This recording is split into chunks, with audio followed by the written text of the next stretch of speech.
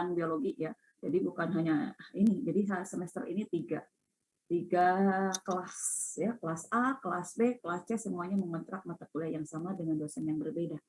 Ya. Nah, apa sih pentingnya materi ini? Ya, kalau kalian lihat sini nih, nih ya, kelihatan yang Ibu Bol? Lihat Ibu.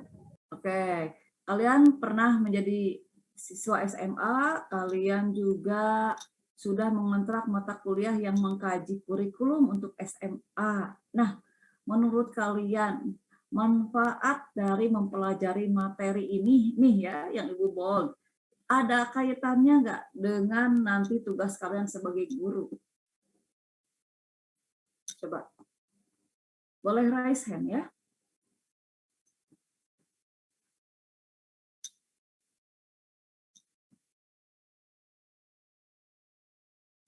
Oke, Pak Iza. Boleh, silakan Pak Iza. Ya Ibu, kalau menurut saya itu ada. Karena kan kalau dari yang saya pelajari itu, siswa SMA itu sudah bisa berpikir secara mandiri begitu. Maka kalau kami mampu menguasai atau mempelajari mata kuliah ini dengan baik, maka nantinya kami bisa menerapkan materi dalam hal ini adalah mengenai tumbuhan itu dan mengaplikasikannya kelak nanti dalam pengajaran dengan baik begitu Ibu. Oke, mari kita cek secara spesifik ya. Misalnya tentang totipotensi. Ini perlu untuk materi apa ketika di SMA?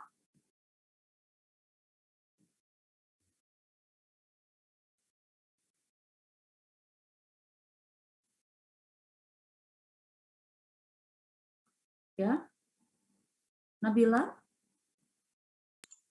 Totipotensi itu ini ya Bu, kemampuan sel untuk dapat tumbuh. Ya, untuk berkembang menjadi individu.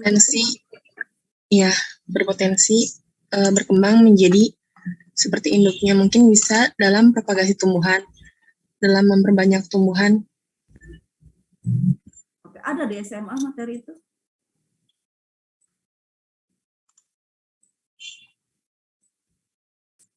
Ada Ibu, seingat saya kelas 11 mengenai saat belajar kultur jaringan dan sifat totipotensi. Nah, bisa ya. Kemudian di kultur jaringan ya, betul, di bioteknologi ya. Ya. Nah, kompetensi, ternyata tumbuhan juga punya istilah kompetensi, bukan hanya mahasiswa. Ya, bukan hanya siswa, kompetensi dasar itu untuk mahasiswa, untuk siswa. Tumbuhan juga punya kompetensi. Kompetensi ini kemampuan tumbuhan ya untuk bisa membuahi dan menghasilkan individu yang fertil, yang subur gitu ya. Itu namanya kompetensi tumbuhan gitu ya. Cuma itu kompetensi tumbuhan ya, karena tugas tumbuhan itu dia hanya berkembang biak lalu dimanfaatkan oleh manusia ya. Memang diciptakan oleh Allah untuk mendukung kehidupan manusia, sementara manusia diciptakan Allah untuk memelihara mereka semua ya sebagai rahmatan lil alamin ya. Lalu diferensiasi sel ini kalian akan pelajari nanti atau ajarkan di SMA itu di perkembangan pertumbuhan, pembelahan sel ya. Faktor-faktor yang mempengaruhi perkembangan tumbuhan ini selalu ada ini ya. Di SMP ada, di SMA juga ada. Sehingga ini masuk ke dalam sini, ke dalam materi di embriologi tumbuhan. Embriologi, perkembangan tumbuhan. Dulu mata kuliah ini namanya embriologi tumbuhan. Hanya yang mikroskopis embrio kecil. Sekarang kita masuk ke perkembangan tumbuhan, artinya yang tumbuhan yang sudah kelihatan besar seperti itu juga kita amati. Kita pelajari. Oke, ya. Nah, kurang lebih itu. Nah, ini materi pertama kita. Nanti kalian membentuk kelompok ya. Ini ada berapa orang totalnya? 50 ya. 50 mahasiswa berarti membentuk 10 kelompok. Berarti 10 kelompok ya.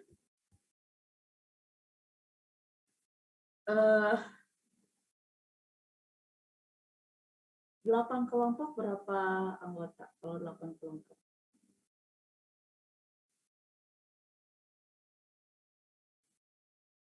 10 aja lah, nggak apa-apa 10 kelompok ya. Kita kan 3 SKS banyak ya, 10 kelompok ya. Bisa?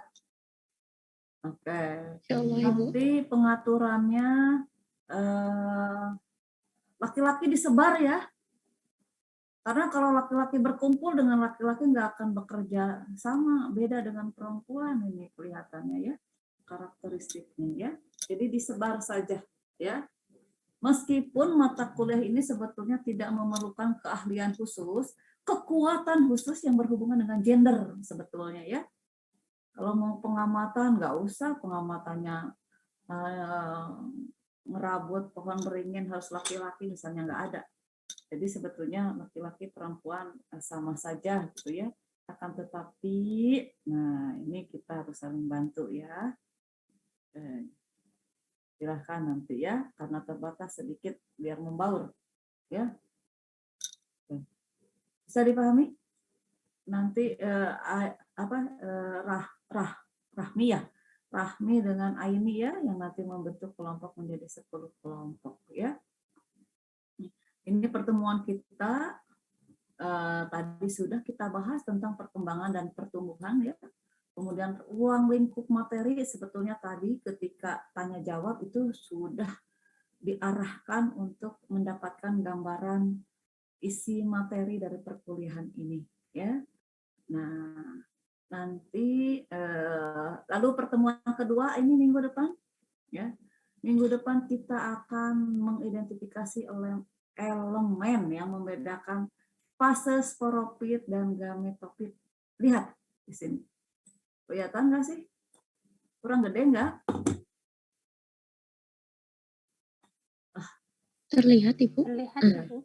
Tapi lebih Jangan bagus. menyamakan kondisi mahasiswa dengan dosen. Menurut Ibu kurang gede, tapi menurut mahasiswa mungkin jelas ya.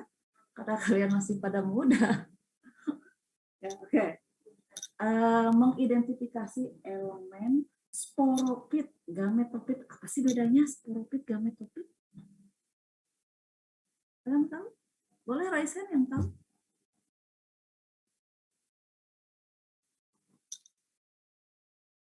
Yang tahu siapa? Sporopit, gametofit. Kalau ujungnya fit artinya tanaman. Nah, sporopit artinya berarti tanaman. Oke, Siva.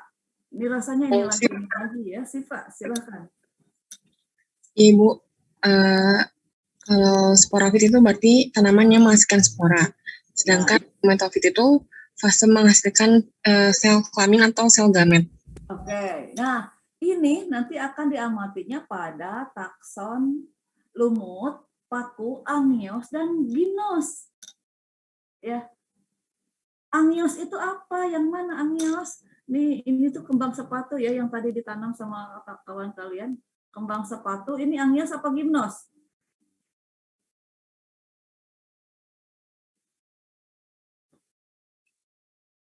Angios apa gimnosperme? Kembang sepatu.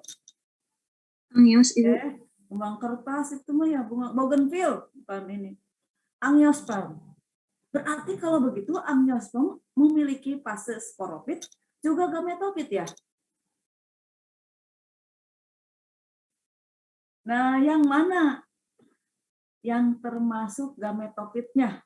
Yang mana yang sporopitnya dari tumbuhan bougainville? Coba menurut kalian yang mana?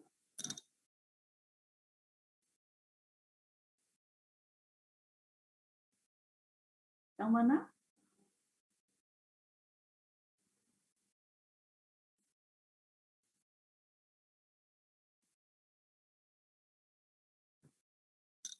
Yang mana? Oh, catat ya. Itu tugasnya. Tadi kan hari pertama kita ada tugas nih. Daftar kelompok tugas. Sporopit dan gametofit pada tumbuhan angiosperm. Jadi hanya mengidentifikasi mana sporopitnya, Mana gametofitnya? Catat. Ya. Oke. Yang kedua, membedakan struktur organ reproduksi pada sama ya. Kalau yang ini elemen fase sporofit dan gametofitnya, sementara materi yang keduanya ini struktur organ reproduksi. Ya.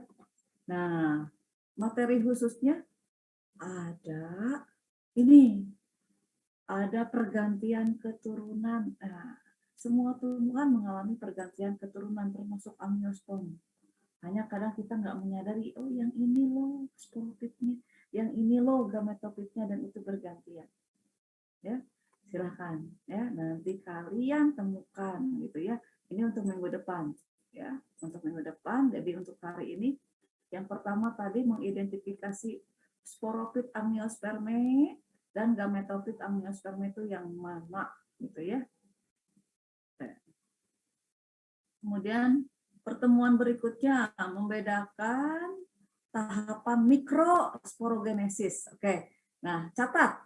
Mikrosporogenesis adalah, makrosporogenesis adalah, makrogametogenesis apa?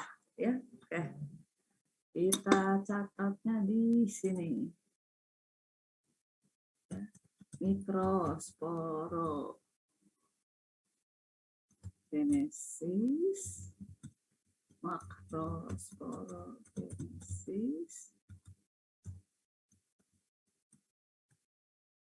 mikrogametogenesis, makrogametogenesis.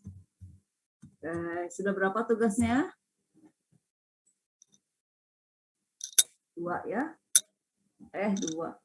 Ya, dihitung 2 tuh dengan pertemuan kedua. Ya.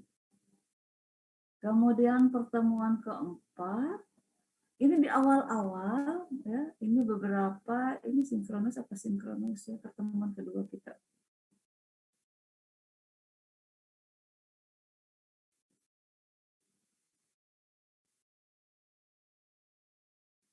Oh, ini 2 ya, double. Pertemuan ketiga juga sama. Pertemuan keempat. Udah ya, tadi pertemuan keempat di chat room.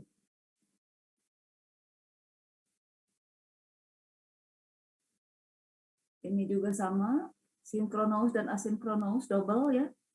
Ini hampir setiap pertemuan sampai pertemuan ke-6 ya.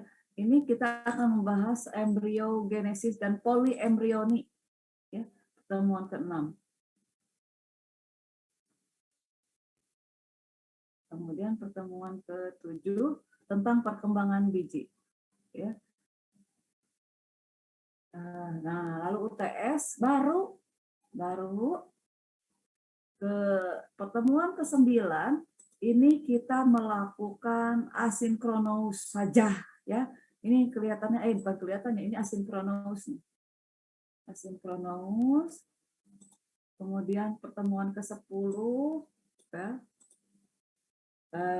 Mulai jadi pertengahan semester itu adalah mahasiswa presentasi ya, presentasi mahasiswa.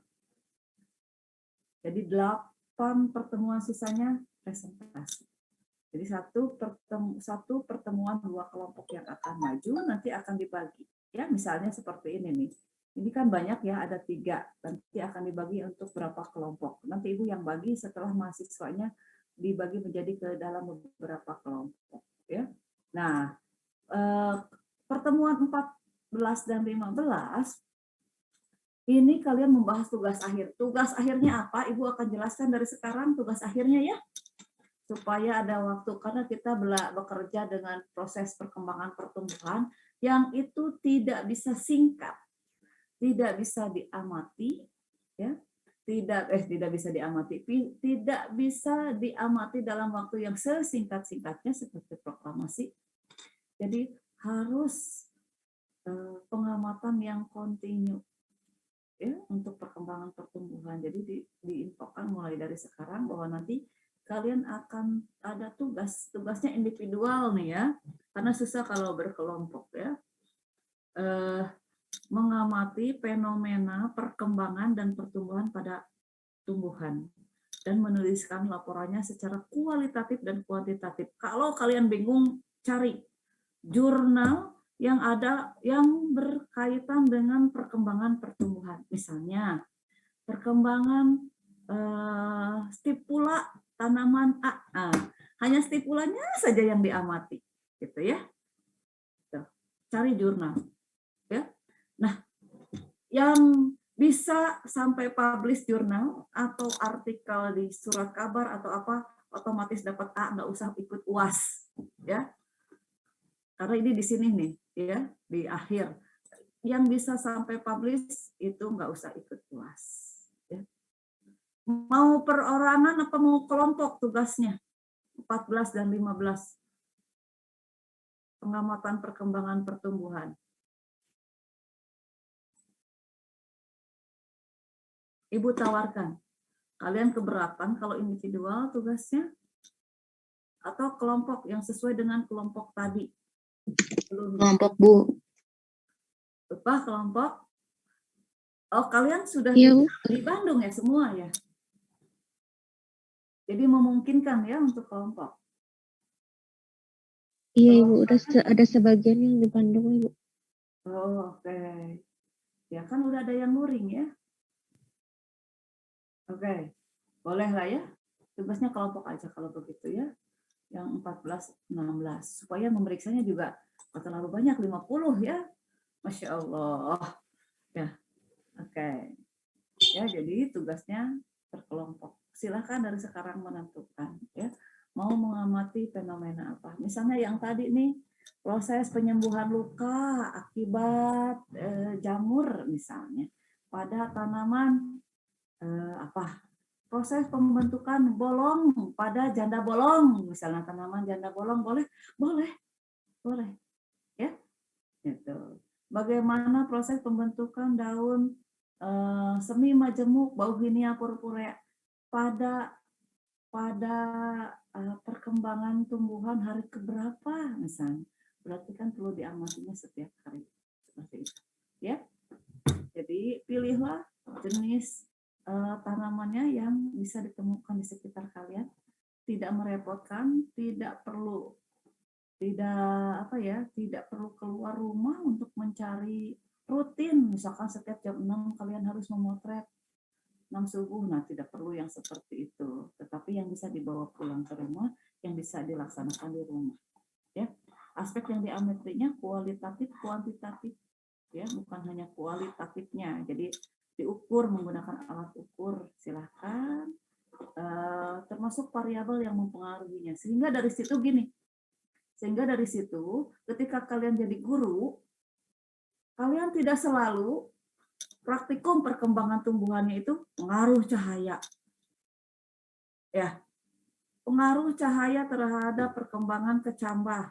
Itu dari SD itu praktikumnya. SMP itu lagi, SMA itu lagi. Masa kalian yang kuliah mau itu lagi? Sehingga dengan begitu kalian memiliki ide yang banyak bagaimana melaksanakan praktikum untuk materi perkembangan pertumbuhan. Bisa dipahami? Ya, oke.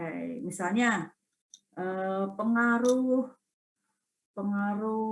warna kanopi, penutupan pada hidroponiknya terhadap pembentukan warna daun kangkung misalnya.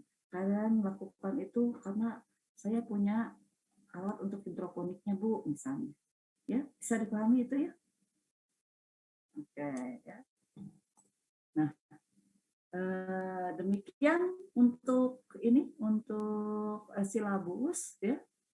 Untuk rencana perkuliahan sepanjang semester. Selanjutnya, kita akan membahas aturan perkuliahan. Sama seperti perkuliahan yang lain. Ya. Persentase kehadiran berapa persen?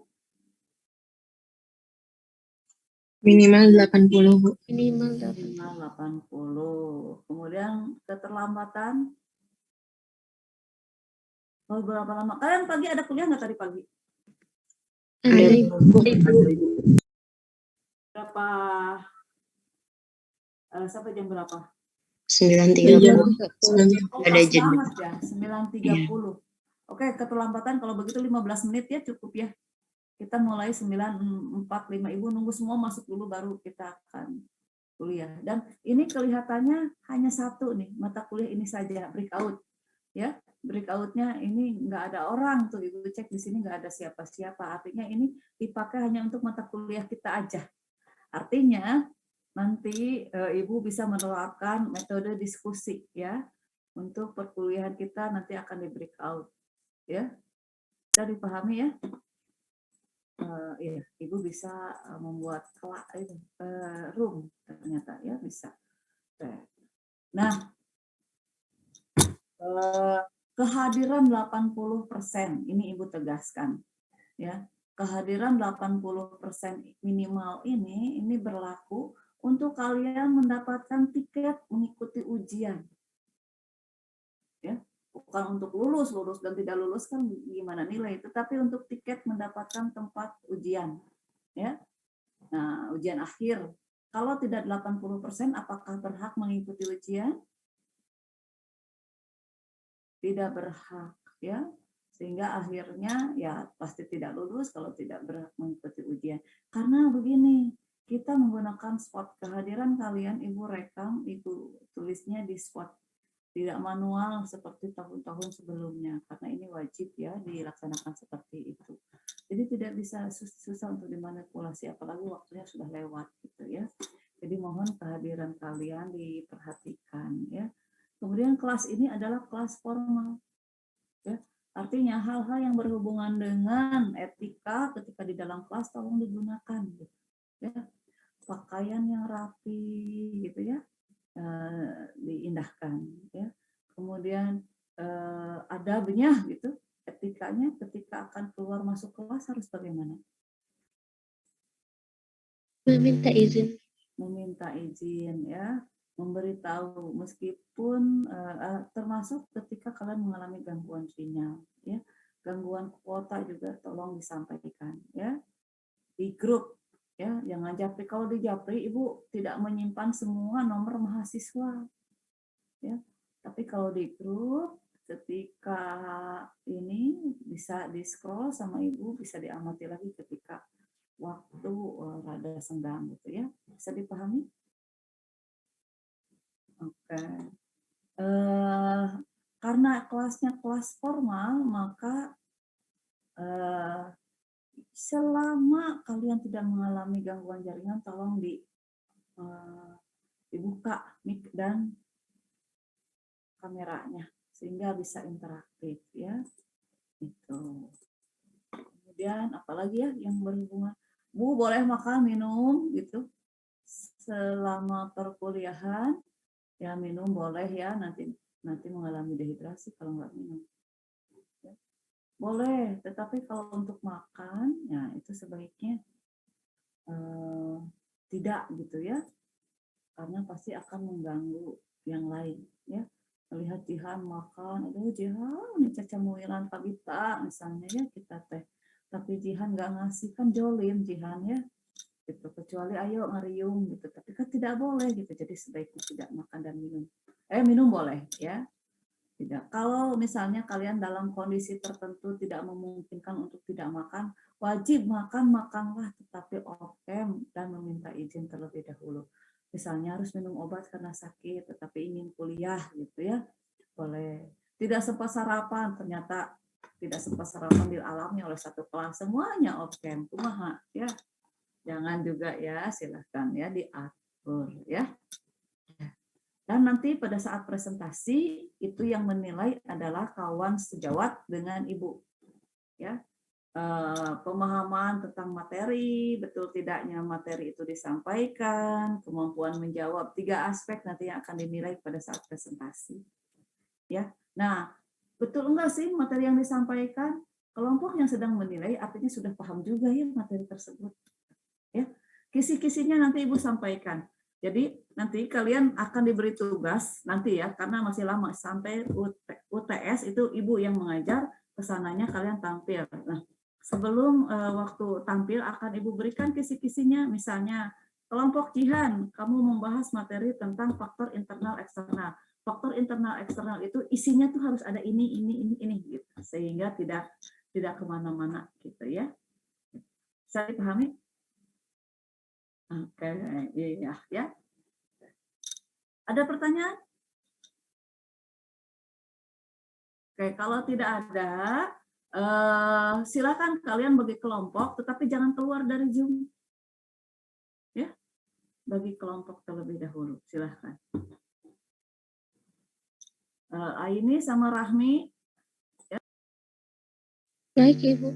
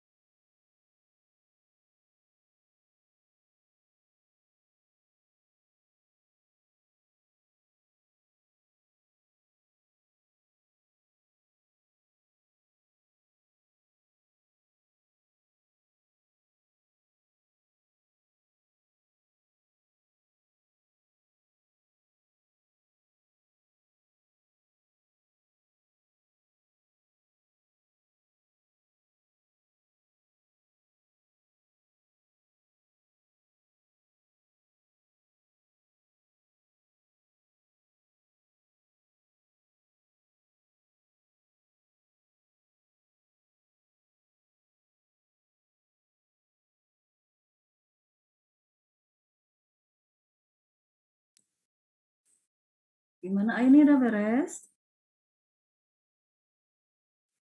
Oke ya, kita kalau sudah beres tolong dikirim dalam bentuk Excel ya ke Ibu ya.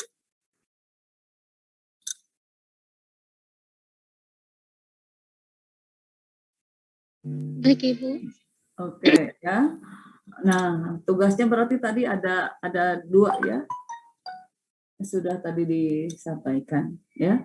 Nah, untuk minggu depan kita akan mulai ke materi yang kedua, sinkronus dan asinkronus di SPADA. Nanti di SPADA, nanti Bu jelaskan besok deh ya, minggu depan bagaimana berdiskusi menggunakan SPOT, SPADA, SPOT ya, dalam kelompok ya, untuk kuliah ini gitu ya, karena kalau 3 SKS pun Ibu mempertimbangkan ini kan kemampuan mahasiswa berbeda-beda ya, fisiknya, materialnya gitu ya, supaya tidak terlalu membebani, apalagi semuanya di kosan masing-masing gitu. Ya, jadi ada sinkronus, asinkronus. Kalau istilah di kami disebutnya microlearning. Tidak full ya, tidak full sinkronus ya, kecuali pada beberapa pertemuan mungkin yang perlu ya. Baik, bisa dipahami itu? Jadi perkuliahan hari ini kita akhiri ya, kita tutup. Tadi yang tidak hadir siapa? Apakah sekarang sudah hadir? Ibu, Ada Yuni hadir. Siapa? Yuni, maaf Ibu tadi jaringannya sedang tidak stabil. Oke, iya. Hadir terus ya, Yuni ya. Ya Ibu. Oke. Kemudian Jaki ada, Jaki? Ada Ibu. Tadi Abang Zoom-nya itu not responding. Oke, ini Ibu revisi lagi ya, sebentar.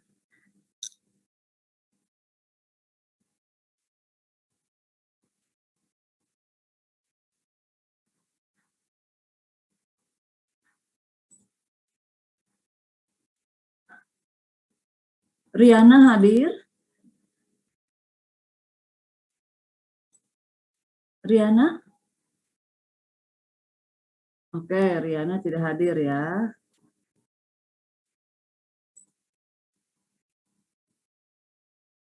Oke, kita cukupkan perkuliahannya untuk pertemuan pertama. Ya, itu sudah sesuai ya dengan tugas yang harus disampaikan berdasarkan rencana perkuliahan semester. Oke, kita akhiri dengan ucapan alhamdulillahirabbil alamin. Assalamualaikum warahmatullahi wabarakatuh. Waalaikumsalam warahmatullahi wabarakatuh. Terima kasih, Bu. Sama.